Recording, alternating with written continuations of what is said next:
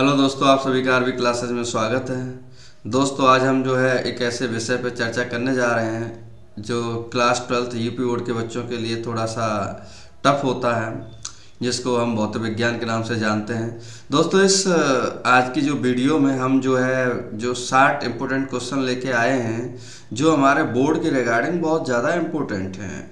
आप इनको रिवाइज करके जाएंगे तो आप मान के चलिए आपके उस इन नंबरों में जो बोर्ड में नंबर ला रहे हैं उस नंबरों में ही इंक्रीमेंट करेंगे आपके। तो मैं उम्मीद करते हैं कि आप लोग इन चैप्टरों को, चैप्टर मीन्स सभी जितने भी चैप्टर हैं सभी से ये लिए गए हैं 1 by 1 क्वेश्चन जो इम्पोर्टेंट है बोर्ड के रिगार्डिंग। सो उन्हीं को हम एक्सप्लेन करते हैं कि कैसे हम इन चीज़ों को समझें। और आपको यकीन मानिए, जिन्होंने बुक पूरी पढ़ रखी है और जिन्होंने पढ़ रखी है वो तो अच्छी बात है, जिन्होंने नहीं पढ़ी है उनको भी ज़्यादा कठिनाई नहीं आएगी, इतना यकीन रखिए। तो आप दोस्तों कम से कम इसको लाइक करिए 1000 टाइम्स और बढ़ते हैं अपने आगे क्वेश्चन पे। तो पहला क्वेश्चन हमारा क्या है पहले चैप्टर से। सो इसमें दे रखा है पहला ही, आप देखेंगे इसमें विद्युत बल संबंधी कूलाम का नियम क्या है। सो पहला क्वेश्चन हमारा ये दोस्तों, हमारे इसमें जो हमारे आए हुए हैं इसमें जो है 1 मार्क्स के और 2 मार्क्स के क्वेश्चन हमने इसमें लिए हैं। तो आप इन क्वेश्चनों को ध्यान से देखेंगे, 1 मार्क्स या 2 मार्क्स का क्वेश्चन है। सो क्वेश्चन को पढ़ते हैं। तो लिखा गया है, इस नियम के अनुसार 2 बिंदु आवेशों के बीच लगने वाले बल उनके गुणनफल के अनुक्रमानुपाती तथा उनके बीच की दूरी के वर्ग के व्युत्क्रमानुपाती होता है। सो हम आते हैं इस पे। अगर हम ध्यान से देखें तो ये हमारे पास Q1 चार्ज है, Q1 आवेश है, ये Q2 आवेश है और इनके बीच की दूरी कितनी दी गई है, R। तो फॉर्मूला ये कहता है कि हमारे पास की जो भैया हमारा F है वो Q1 Q2 और F जो है दूरी के वर्ग के व्युत्क्रमानुपाती होता है।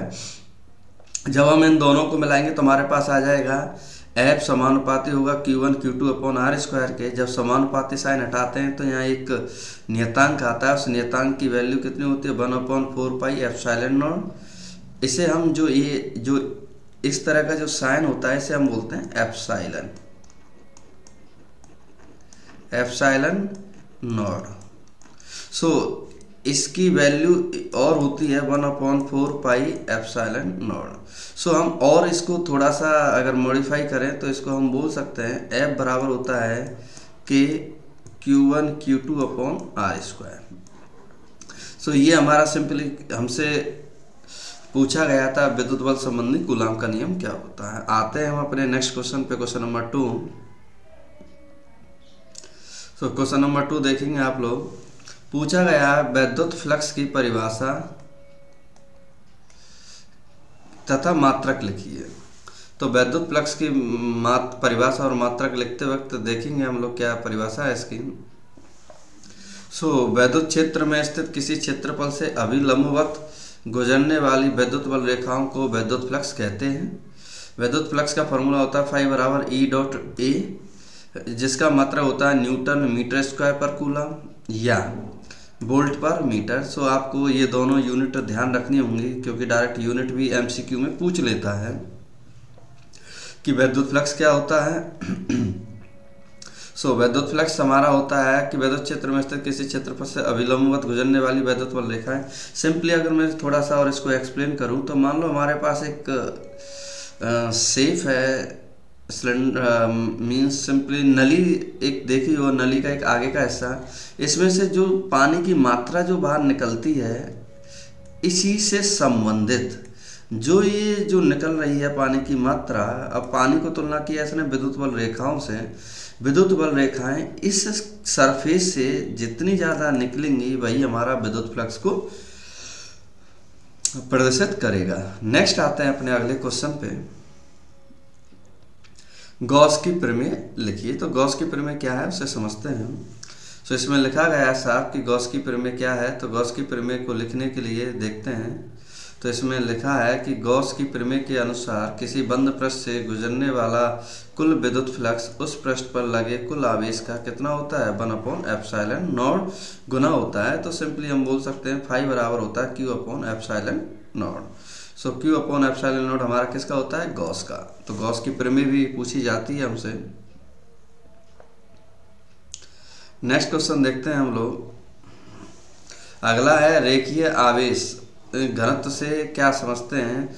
तो ये सिंपली बोलता है कि अगर मान लो हमारे पास कोई लाइन है, इस लाइन पर जो आवेश है कितना है, तो इस पे हम बोलते हैं कि जो हमारा लैम्डा है, जो आवेश है कितनी लंबाई पर है, उसे बोलते हैं हम लोग एकांक रेखीय आवेश।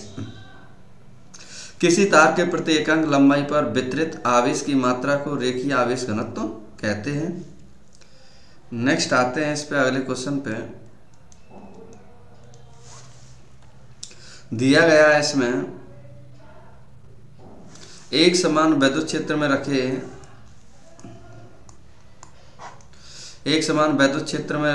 विद्युत ध्रुव पर लगने वाले बल आघूर्ण का व्यंजक लिखिए। तो टाउ का फॉर्मूला बड़ा फेमस है, टाउ बराबर पी साइन थीटा, जहाँ टाउ बल आघूर्ण है, ई विद्युत क्षेत्र है और पी विद्युत द्विध्रुव आघूर्ण होता है। और हम जब इसकी यूनिट की बात करें मात्रक की, सो मात्रक होता है इसका न्यूटन मीटर। नेक्स्ट क्वेश्चन देखते हैं हम लोग। यदि दो आवेशित कणों के बीच की दूरी आधी कर दी जाए तो उनके बीच लगने वाले बल पर क्या प्रभाव पड़ेगा। सो आपको मालूम है कि F बराबर होता है फॉर्मूला 1/4πε0 Q1 Q2/r²। सिंपली मतलब F जो है r² के क्या होता है, व्युत्क्रमानुपाती होता है। अब ये कह रहा है कि अगर r को आधी कर दी जाए तो स्वाभाविक सी बात है कि हमारा जो नया फोर्स होगा, जो नया बल होगा, वो बढ़ जाएगा।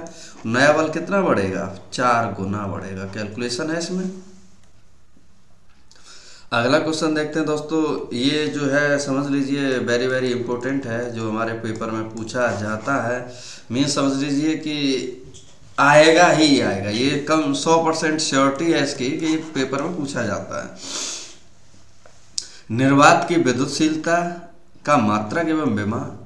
मात्रक होता है इसका coulomb square newton metre square. विभव होती है m-1 l-1 l-3 T4 A2। तो इसको एक और शॉर्ट फॉर्म में रिप्रेजेंट कर सकते हैं इस तरह से।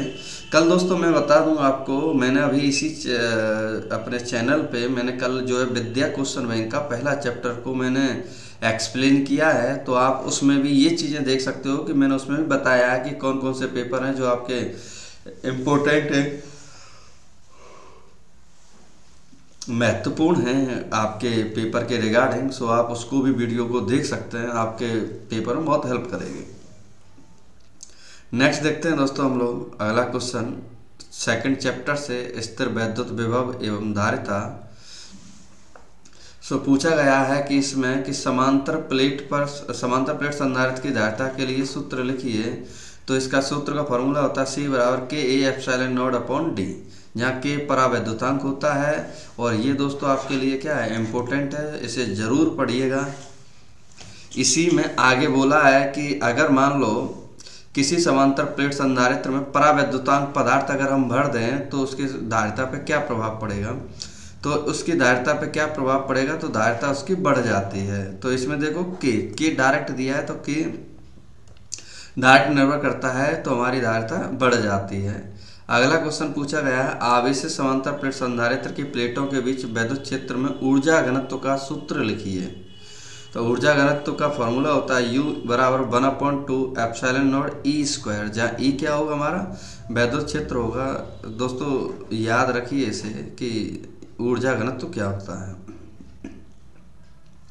नेक्स्ट क्वेश्चन है आपके पास परावैद्युत पदार्थ, क्वेश्चन नंबर 11 में। ऐसे पदार्थ जो अपने में से विद्युत धारा को प्रवाहित नहीं होने देते लेकिन विद्युत प्रभाव दर्शाते हैं, उन्हें परावैद्युत पदार्थ कहते हैं, जैसे कांच, मोम, कागज, तेल आदि। तो हमारे ये सब क्या है, परावैद्युत पदार्थ होते हैं। नेक्स्ट देखते हैं क्वेश्चन नंबर 9। किसी समांतर प्लेट संधारित्र में परावैद्युत पदार्थ भरने पर धारिता पर क्या प्रभाव पड़ेगा। तो ये क्वेश्चन रिपीट हो गया है। तो धारिता हमारी क्या हो जाती है, बढ़ जाती है।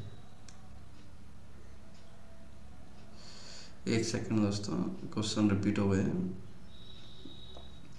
अगला देखेंगे नेक्स्ट, विद्युत धारा। विद्युत धारा दोस्तों पता ही है आपको, बहुत बेहतरीन चैप्टर है, इम्पोर्टेंट चैप्टर है। आवेशित कण के अनुगमन वेग तथा धारा घनत्व में क्या संबंध है? तो J बराबर होता है NE/BD। अगर हम इसके फॉर्मूला की बात करें तो J बराबर होता है I/A, और जहाँ J बराबर आपका फॉर्मूला आ जाएगा NE/BD। कैसे आता है वो तरीका दिया है, और फॉर्मूला हमारा होता है J बराबर NE/BD। नेक्स्ट क्वेश्चन नंबर 13 देखते हैं हम लोग। धातु के किसी तार की लंबाई खींचकर दोगुनी कर दी जाए तो तार का नया प्रतिरोध क्या होगा? आपको मालूम है कि अगर R बराबर क्या फॉर्मूला होता है, या हम डायरेक्ट भी समझ सकते हैं, जब लंबाई की बात करें वो, तो नया प्रतिरोध जो होगा वो N² इंटू पुराना प्रतिरोध होता है। तो इस फॉर्मूला को आप याद रख लें, क्योंकि ऐसा क्वेश्चन पूछा जाता है और इम्पोर्टेंट क्वेश्चन है ये आपके लिए।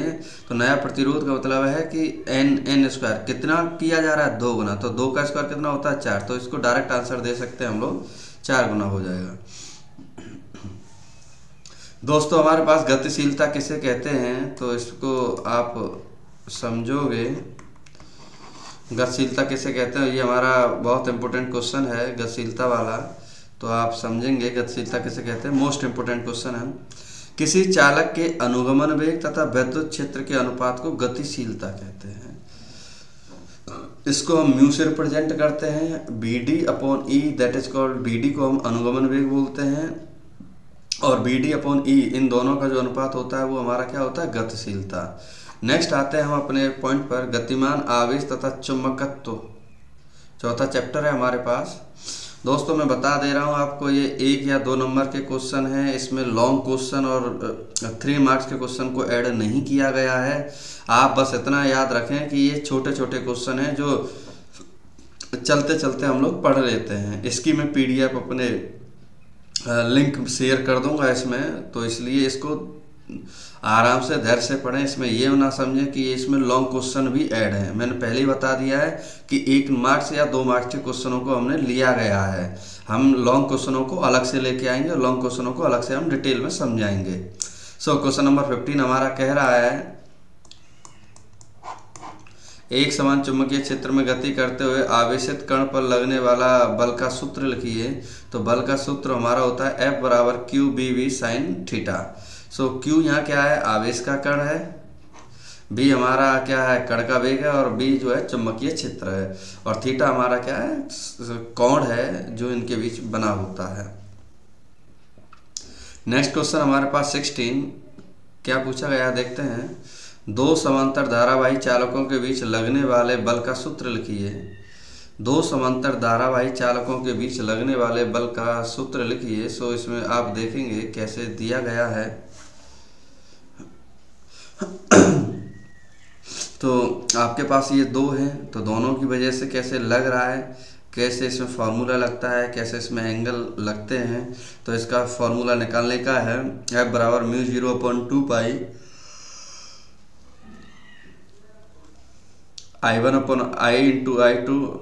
I1 into I2 upon R multiply में L।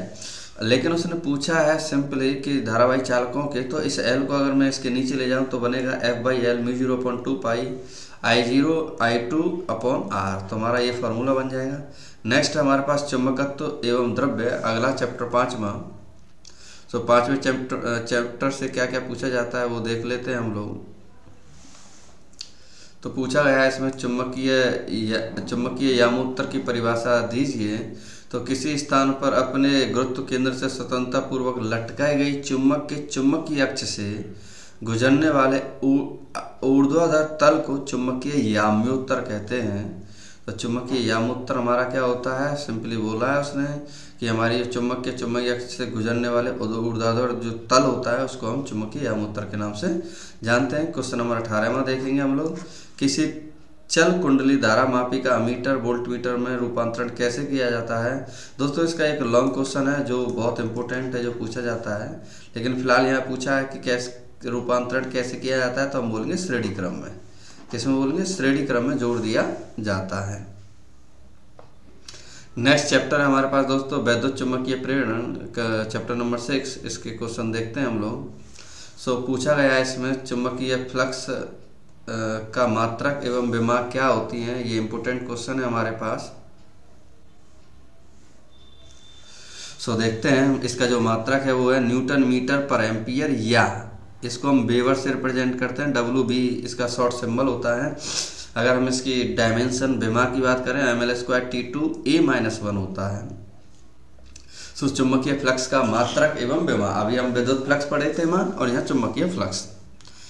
यहाँ चुम्बकीय बल रेखाएं क्रॉस करेंगी, वहाँ विद्युत बल रेखाएं क्रॉस कर रही थी।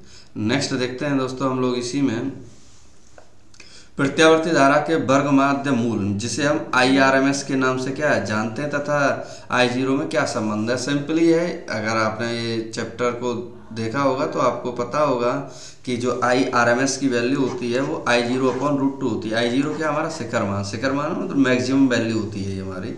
नेक्स्ट अगर हम क्वेश्चन की बात करें, क्वेश्चन नंबर 21, तो इसमें दे रखा है साहब LCR प्रत्यावर्ती धारा परिपथ शक्ति गुणांक का मतलब सिंपली cos∅ पूछा है आपसे। तो हमारे पास बेसिक फार्मूला होता है R/√R² plus XL minus XC का स्क्वायर। XL है हमारे पास यहाँ एक हम बोल सकते हैं इंडक्टेंस, और C है हमारे पास धारिता मतलब कैपेसिटेंस। R हमारे पास प्रतिरोध है। इसका अगर हम इससे नीचे वाले को हम Z से रिप्रेजेंट करते हैं तो R/Z आ जाएगा हमारे पास, और प्रतिबाधा जिसे हम प्रतिबाधा बोलते हैं। लेकिन पूछा शक्ति गुणांक होता है R/Z, Z की वैल्यू हमारी इतनी होती है। नेक्स्ट क्वेश्चन देखते हैं हम लोग 22वां। अनुनाद की स्थिति में श्रेणीबद्ध LCR परिपथ की प्रतिबाधा का मान क्या होगा। तो जो प्रतिबाधा है वो हमारा प्रतिरोध होता है अनुनाद की स्थिति में। तो अनुनाद की स्थिति में जो Z होता है उसकी वैल्यू किसके बराबर आ जाती है हमारे पास, R के बराबर।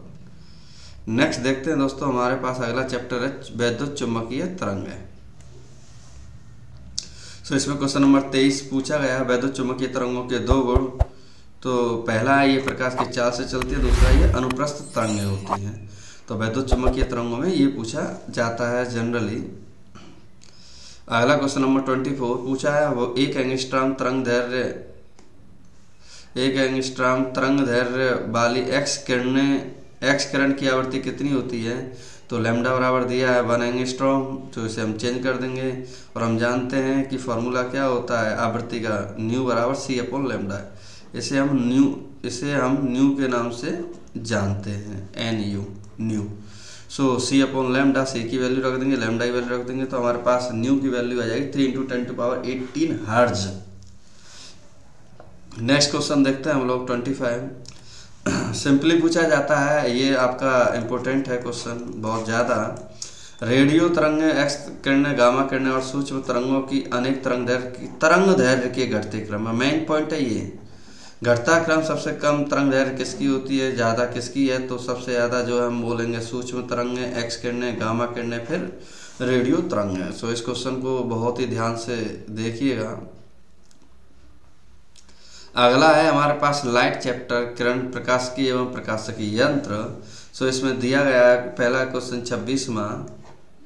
किसी पतले प्रिज्म द्वारा उत्पन्न विचलन कोण का सूत्र लिखिए। तो सूत्र का फॉर्मूला है ΔM विचलन कोण, n-1 × A।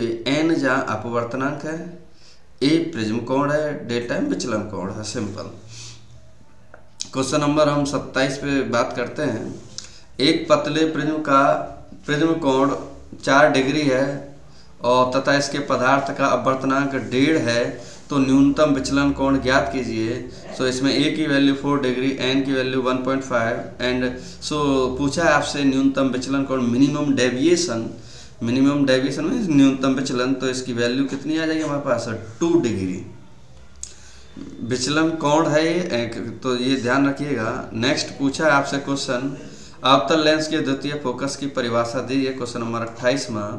मुख्य अक्ष के समांतर चलने वाली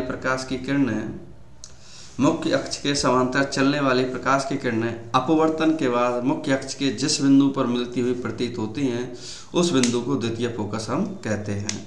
तो क्वेश्चन हमारा सिंपल है, अवतल लेंस के द्वितीय फोकस को परिभाषा दोस्तों इसी में मैं आपको बता दूं, अभी मैं और भी विद्या क्वेश्चन बैंक की और भी वीडियो डालूंगा मैं।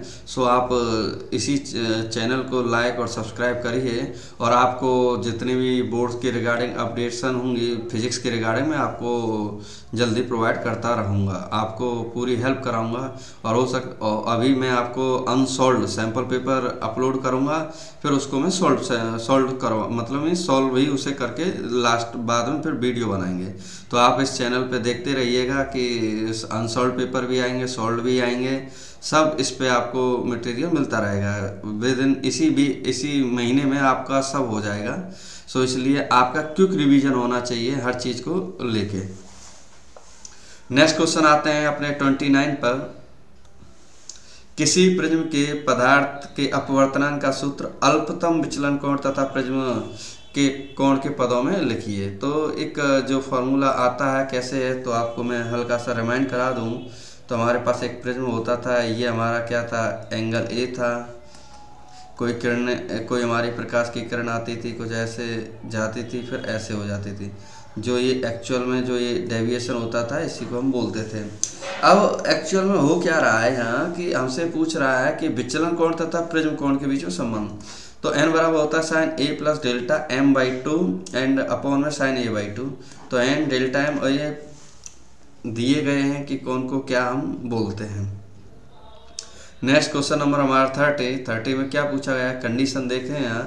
पूर्ण आंतरिक परावर्तन की शर्तें लिखिए। तो पूर्ण आंतरिक परावर्तन कब होता है, मैं हल्का सा फिर से रिमाइंड कराऊं।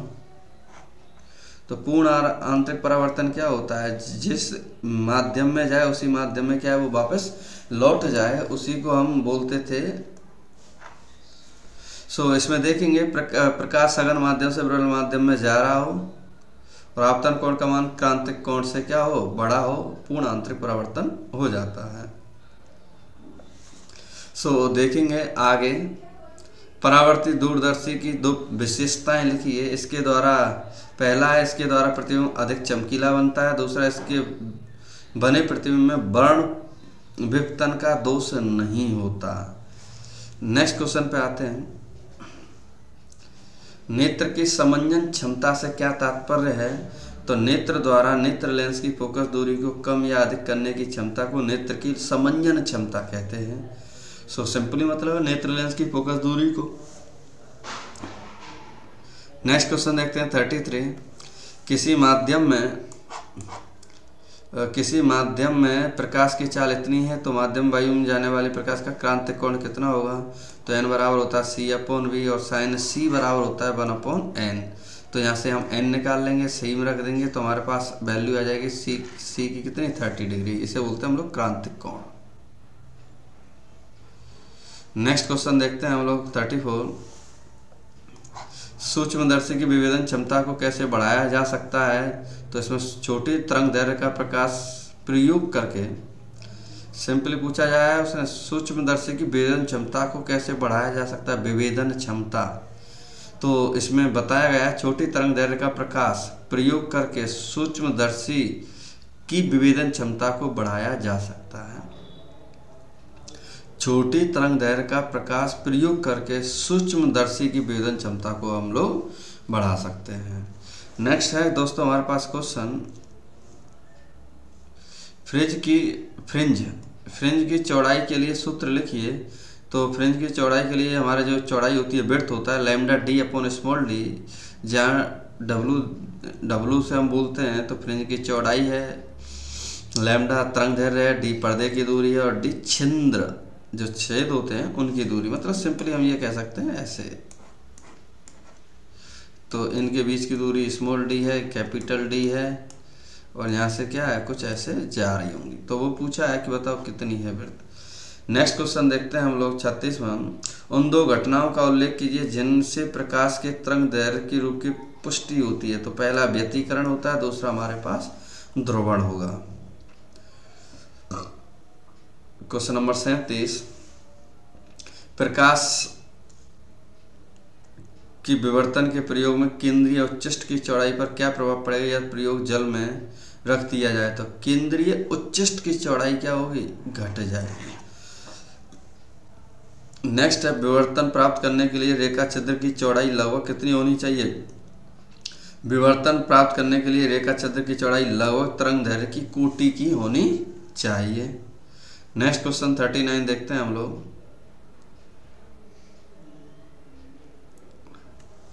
आइंस्टीन का प्रकाश वैद्युत समीकरण लिखिए। तो आइंस्टीन का प्रकाश वैद्युत समीकरण क्या होता है, तो हम बोलेंगे ई के बराबर होता है H new minus mu zero. तो हमारे पास फॉर्मूला ई के बराबर H new minus W. W क्या है, हमारे पास एक कार्य फंक्शन होता है ई के, जिसकी वैल्यू होती है H nu zero. So half M B square equal to H nu nu minus zero. तो ई के वैल्यू आ जाएगी H in bracket nu nu minus zero. Next question है आपके पास 40।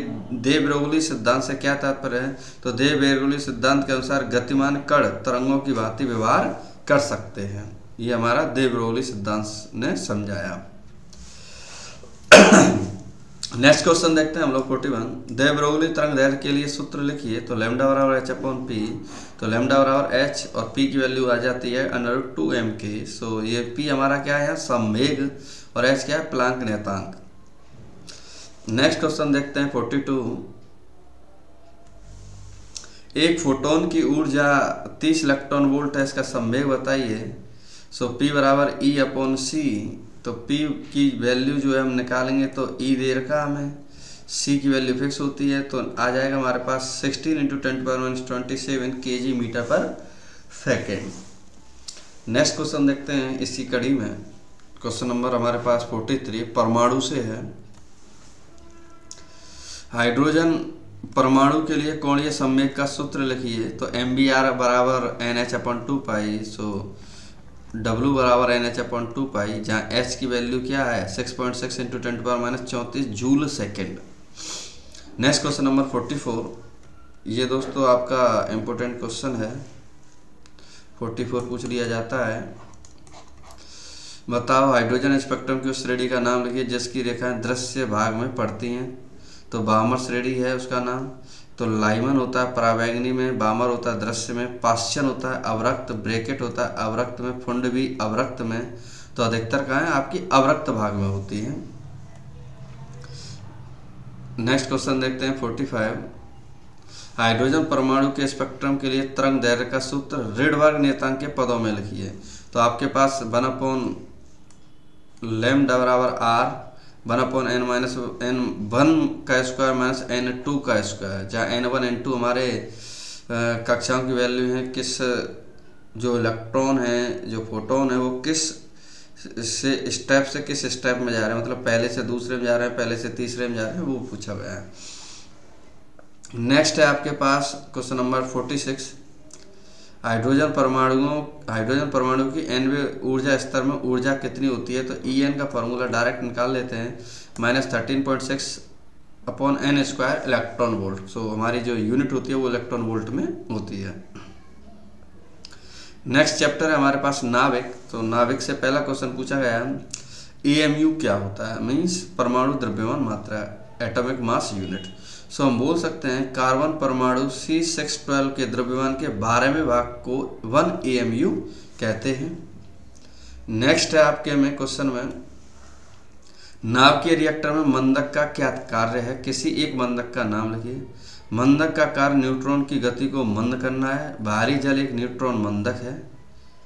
भारी जल क्या एक हमारा न्यूट्रॉन मंदक का काम करता है। Next question 49। यदि प्रकाश की चाल वर्तमान चाल की 1/3 हो जाए तो नाभिकों की बंधन ऊर्जा पर क्या प्रभाव पड़ेगा। सो हम जानते हैं आइंस्टीन फार्मूला E बराबर mc²। So E directly proportional to होता है c² के। तो हमारे पता है कि जो नई एनर्जी होगी वो क्या होगी 1/9, मीन्स सिंपली है 9वां हिस्सा उसका क्या है बचेगा, अगर हम उसके क्या कर दें वर्तमान चाल 1/3 कर देते हैं। तो नेक्स्ट क्वेश्चन पूछा समभारिक का अर्थ समझाइए। समभारिक समान भार, ऐसे परमाणु जिनके परमाणु भार समान लेकिन परमाणु क्रमांक भिन्न होते हैं उन्हें समभारिक कहते हैं। तो सिंपली यही आसान क्वेश्चन है। सूर्य में अगला क्वेश्चन है सूर्य में हाइड्रोजन नाम की संलयन की अभिक्रिया कीजिए। सो इसमें दे रखा है 1H1 1H2 gives 2He4 plus ऊर्जा। सो ये फॉर्मूला है। नेक्स्ट है 1 AMU द्रव्यमान को पूरी तरह नष्ट करने में कितनी ऊर्जा प्राप्त होती है? 931 mega electron volt. Next question है 953, नाभिकीय रिएक्टर में कौन सी घटना होती है? तो हम देखेंगे इसमें नाभिकीय रिएक्टर में नाभिकीय विखंडन की क्रिया होती है। अब आता है हमारे पास अर्धचालक। तो अर्धचालक में देखते हैं हम लोग पी प्रकार के अर्धचालक बनाने के लिए इसमें से कौन से अपद्रव्य मिलाए जाते हैं? तो शुद्ध सिलिकॉन में 3 संयोजकता वाले तत्वों को मिलाने पर पी प्रकार का अर्धचालक बनता है, जिसमें हम क्या मिलाते हैं? एल्यूमिनियम। एन प्रकार का अर्धचालक कैसे बनाते हैं? तो शुद्ध सिलिकॉन में 5 संयुक्त वाले तत्व को मिला देते हैं, जिसका नाम क्या पड़ता है? फास्फोरस। नेक्स्ट क्वेश्चन 56, ए तथा बी के बीच तुल्य प्रतिरोध ज्ञात कीजिए। यदि बी की वैल्यू बी ए से क्या हो? ज़्यादा हो तो स्वाभाविक सी बात है कि करंट जाएगी। हमारे पास क्या है? सिंपली अगर हम बोलें तो हमारे पास पीएन जंक्शन है, पीएन डायोड है, यहाँ है और ये है हमारे पास। सो इसमें से अगर हम करंट भेजें तो करंट ऐसे जाएगी, तो ये क्या है? इसको फ्लो नहीं होने देगा, लेकिन करंट यहाँ से जाएगी। तो हमारे पास तुल्य प्रतिरोध कितना आ जाएगा? 10 ओम आ जाएगा। क्वेश्चन नंबर 57, संधि डायोड में अवक्षय परत से क्या तात्पर्य है? तो संधि डायोड में पीएन संधि के निकट दोनों और वह क्षेत्र जिसमें कोई स्वतंत्र आवेश वाहक उपलब्ध नहीं होते उसे अवक्षय परत कहते हैं। तो अवक्षय परत किसे कहते हैं? तो उसको बताया गया है। क्वेश्चन नंबर 58, 2 ऐसे अपद्रव्यों के नाम बताइए जो अशुद्ध सिलिकॉन को अर्धचालक बना देते हैं। एक आर्सेनिक है और दूसरा फास्फोरस है। नेक्स्ट क्वेश्चन देखते हैं 59। हमारे पास 59 दिया, विभव प्राचीर से क्या तात्पर्य है? तो विभव प्राचीर क्या है दोस्तों? ये हमारा इम्पोर्टेंट है, तो इसे समझो। अवक्षय परत के सिरों के बीच उत्पन्न विभवांतर को विभव प्राचीर कहते हैं। और नेक्स्ट है विभव प्राचीर की कोटि क्या होता है? विभव प्राचीर 0.1 वोल्ट से 0.5 वोल्ट की कोटि का होता है। तो इस तरह से दोस्तों हमारे कुछ इंपॉर्टेंट क्वेश्चन थे जो हमारे बोर्ड के रिगार्डिंग बहुत ही ज़रूरी हैं, इनको हम पढ़ें हैं और ये आपको 1 या 2 नंबर में बहुत हेल्प करेंगे आपको पेपर के रिगार्डिंग। सो दोस्तों उम्मीद है ये आपके पेपर में हेल्प करेगा। थैंक यू दोस्तों, धन्यवाद।